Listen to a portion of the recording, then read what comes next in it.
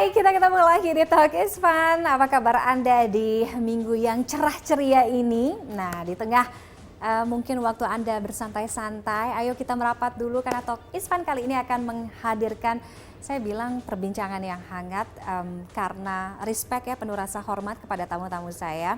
Mereka adalah para penyelamat yang memastikan kehadiran dirinya di setiap kondisi yang bisa kalau kita bilang darurat. Nah, tamu saya yang pertama adalah seorang dokter IGD yang beberapa waktu atau beberapa momennya dihabiskan untuk melihat keadaan-keadaan yang emergency. Siapa dia? Kita intip dulu profilnya berikut ini. Jadi kalau misalkan orang itu mengalami gagal ginjal, dia kan harus cuci darah. Ya dong, nggak mungkin dia cuci. Berawal dari membuat konten tentang pengalamannya saat merawat pasien, Dr. Iksan atau Iksanuddin Koti mulai dikenal luas.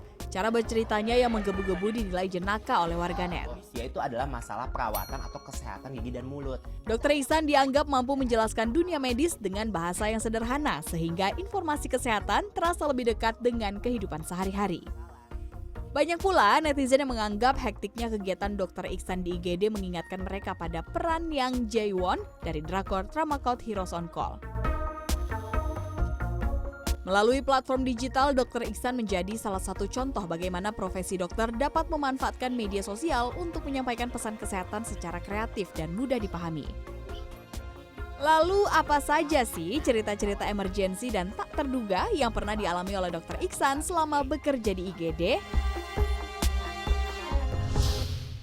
Berbicara ada satu profesi tentunya yang relate dengan penyelamatan, ya kan, khususnya yang menyangkut dengan manusia adalah dokter. Tapi di balik profesi itu banyak lika-likunya, mungkin banyak situasi-situasi tidak terduga yang hampir sering dihadapi setiap hari ketika in charge atau bertugas. Salah satunya mungkin seperti yang dirasakan oleh tamu saya berikut ini, ada Dr. Iksan. Dokter, halo, apa kabar? Terima kasih atas undangannya. Mudah sekali. 25 tahun ini ya, 25 tahun ini. Oh, wow. Jadi Dr. Iksan ini pernah in charge bertugas intern di IGD atau UGD ya? Betul. Oke. Itu mulai dari tahun lalu lah. Selesainya juga baru tahun lalu. Oke. Iya. Kalau kita ngomongin IGD, ya pastinya namanya adalah tempat yang semuanya serba emergency. Iya, betul. Iya kan, karena itu emergency, relate-nya adalah situasi yang panik, terus yang gawat gitu. Tapi apa dok yang dirasakan, maksudnya point of view dari dokter gitu yang ada di sana? Kalau saya kan pasien ya, okay. Ya kan, baik yang mengalami atau mungkin nganterin keluarga gitu. Tapi kalau dokter tuh point of view IGD tuh. Tapi sebenarnya nggak semuanya kondisi gawat loh kak. Ada juga yang datang dengan kondisi bisulan sama cantengan. Itu ada juga loh yang kayak gitu. Jadi maksudnya datang dengan kondisi bisulan cantengan, tapi ya itu bukan termasuk kondisi gawat darurat. Jadi bukan prioritas penanganan kita gitu. Okay. Tapi kalau udah kayak gitu mungkin dialihin ya? Dialihin entah ke poli atau kalau kita memang ada waktu untuk tanganin itu ya kita tangani tapi belakangan. Gitu kan, kalau IGD itu dia berdasarkan prioritas kan. Kalau yang lebih gawat ya serangan jantung tentu kita tangani duluan dong. Pasti. Dibandingkan cantengan kan. Nah kalau sebenarnya kepanikan, bukan panik sih, hektik dan lain-lain seperti itulah emang banyak dan sering terjadi dan selalu terjadi sih pasti. Apalagi kalau misalkan sehari bisa dapat 4-5 pasien serangan jantung gitu kan. Pernah dalam satu shift aku dapat. Satu shift tuh berapa jam? Sorry. Aku satu shift tuh lebih kurang 8 jam. Oke. Di 8 jam itu 8 bisa jam, ada 4 bisa 4 ada pasien serangan jantung. Iya betul. Jadi back to back tuh datang. Back to back gitu. Terus ya udah, tapi kan balik lagi sebenarnya panik itu bisa kita minimalisir selama pengetahuan yang kita punya itu cukup dan emang kita yakin dengan apa yang kita lakukan gitu. Oke. Gitu sih. Tapi panik gak sih dok kalau ngelihat orang datang dengan kondisi yang beneran gawat gitu, serangan jantung lah atau apa, kecelakaan, korban kecelakaan gitu. Ya pasiennya sama keluarganya atau yang bawa udah panik gitu. Tapi dokternya sendiri tuh sebenarnya panik gak sih? Mungkin kalau momen awal-awal pasti akan ada paniknya ya. Atau mungkin kayak misalkan aku ya pertama kali bertugas atau langsung terjun menangani itu pasti kan ada rasa kayak paniknya dulu kan. Tapi kan seiringnya waktu terus kita bisa terbiasa dengan itu, ya lama-lama berjalan aja kayak biasa, kayak ya udah nggak terlalu panik. Soalnya kan prinsip kita kalau di UGD itu yang utama adalah 3 kan, ABC kita sebutnya, airway, breathing, circulating. Jadi selama jalan nafasnya aman, dia dapat oksigen juga bagus, nggak ada perdarahan, ya setidaknya tanda-tanda vitalnya itu bisa kita amanin dulu. Gini, kadang-kadang orang kalau di situasi yang panik gitu ya, baik pasien atau keluarga atau yang nganterin gitu, ya udah blank aja gitu betul. Kan. Jadi dan mungkin di bawah alam sadar kayak ya pokoknya kalau dokter ya dokter harus tahu harus sembuh sekarang juga gitu. Jadi mintanya macam-macam. Pernah nggak namanya kayak gitu? Pernah sih. Cuman kan balik lagi setiap orang kan ada kemampuan dan kapasitas dia untuk mengetahui sesuatu. Makanya kan kalau kita balik lagi misalkan aku dokter umum, kan aku menangani setidaknya kegawatannya dulu. Tadi kan airway, breathing, circulating at least aman, atau keluhan nyerinya dia itu menghilang dulu. Nanti kalau misalkan masih bingung, ya kita konsultasi ke dokter spesialis. Makanya kan di IGD itu mungkin agak lama penanganannya, karena kan emang harus konsul dulu ke dokter spesialis. Kalau misalkan bukan dalam kapasitas kita sebagai dokter umum untuk menangani. Gitu. Berarti berapa tahun dok di IGD bertugas? Kemarin saya kalau jadi dokter tuh menjadi dokter umum ya, lulus aja, kita kan sekolah 5,5 tahun lebih kurang. Nanti setelah sekolah itu kan dapat gelar dokter, tapi belum boleh kerja. Jadi harus intern dulu atau magang dulu sama setahun.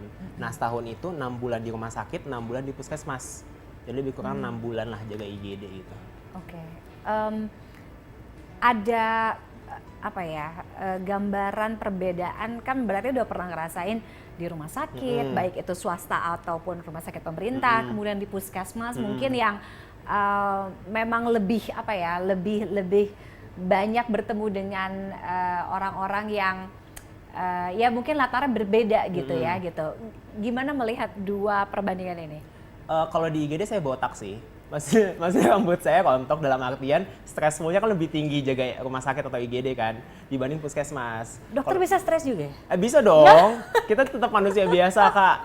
Jadi apa namanya ketika jaga IGD itu kan emang stressful banget kan. Terus waktu istirahatnya pun juga ya bisa kita katakan agak cukup minim lah.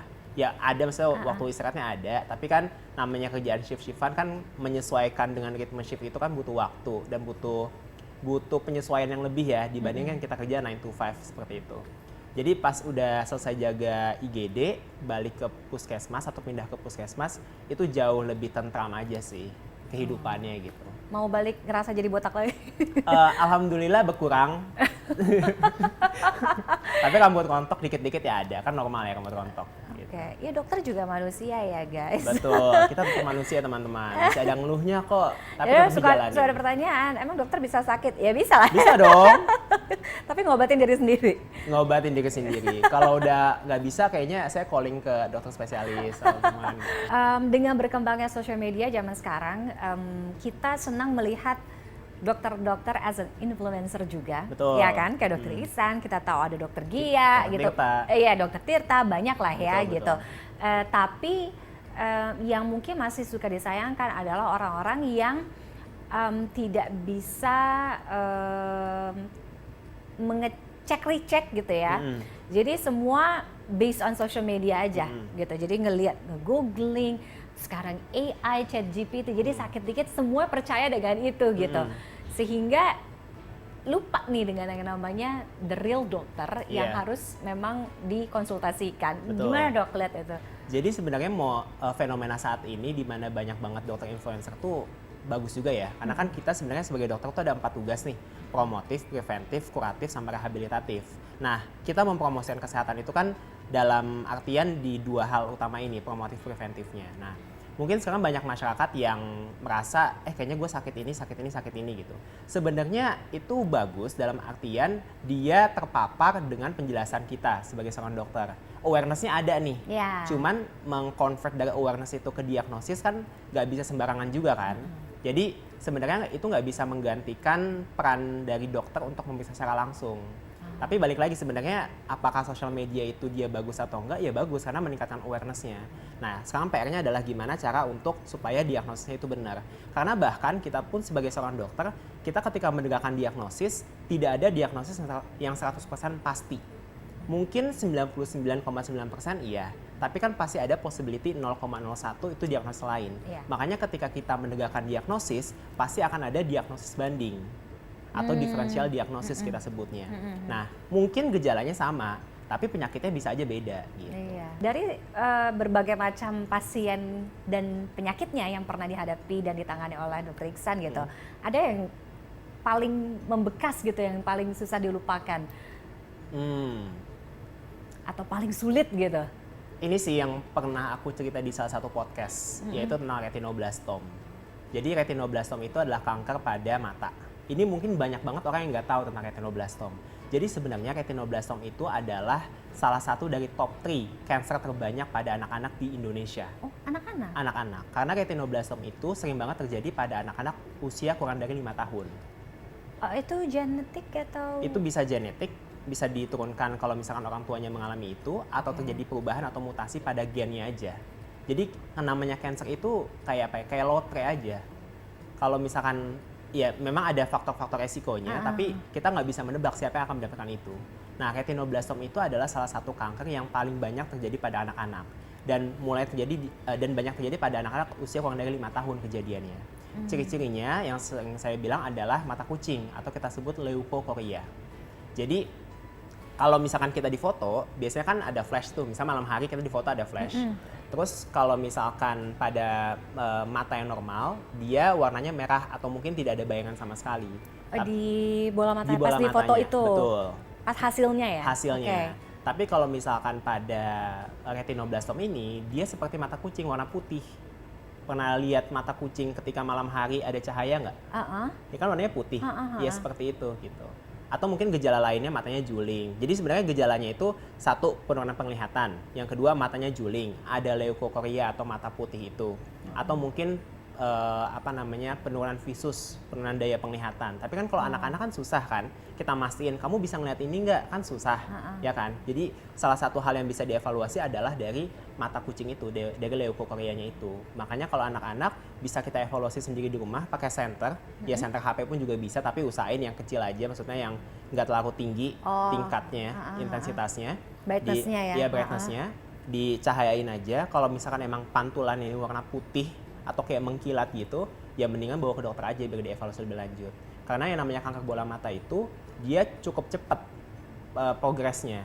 Jadi waktu itu aku dapat seorang anak kecil lah, usia ya 4 tahun lah, 4 tahun 5 tahun, dia mengalami retinoblastom, stadiumnya udah cukup lanjut dan dia menekan bagian batang otak yang bagian pernafasan. Sehingga ya ujung-ujungnya ya meninggal dunia. Pernah kebayang nggak ini akan menjadi seperti ini, atau ya bagian terindah dan mungkin bagian paling menantang menjadi seorang dokter?